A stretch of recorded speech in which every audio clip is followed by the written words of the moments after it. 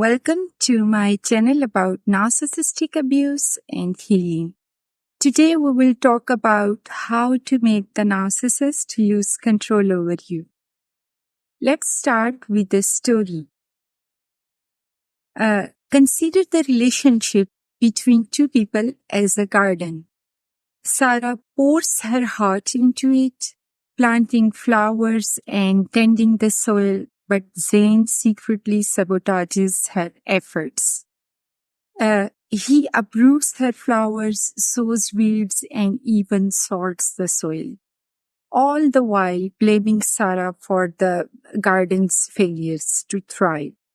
Unaware of his schemes, Sarah feels ashamed and works harder, believing the problems are her fault. The garden, once her pride and joy, becomes a source of endless frustration and heartache.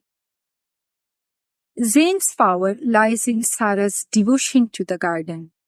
He knows he will keep trying to fix it no matter how many times he ruins it. The garden has become her identity and he exploits this, keeping her tethered with false promises and empty reassurances. One day, Sarah catches Zane in the act, scattering weeds and poisoning the soil. The illusion shatters. She finally sees the truth. Instead of rushing to replant, she steps back, realizing this isn't about the garden, it's about control. When Zane tries to berate her, she remains calm and tells him she's done, no longer willing to invest her energy into something doomed to fail.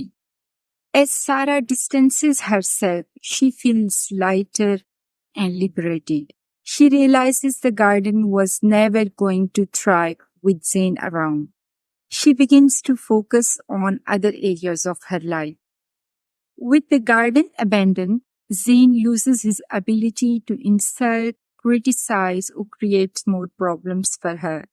Deprived of the pleasure he derived from ruining her efforts in the garden, he loses interest in staying, and so he decides to leave, powerless and miserable, while Sarah finally finds peace and the strength to move on. From this story, we learn that the narcissist's power is largely derived from the victim's obedience and the effort she makes to maintain the relationship. The garden in the story symbolizes the relationship. Narcissists are experts at covertly destroying relationships and rely on you to continuously fix the mess they create.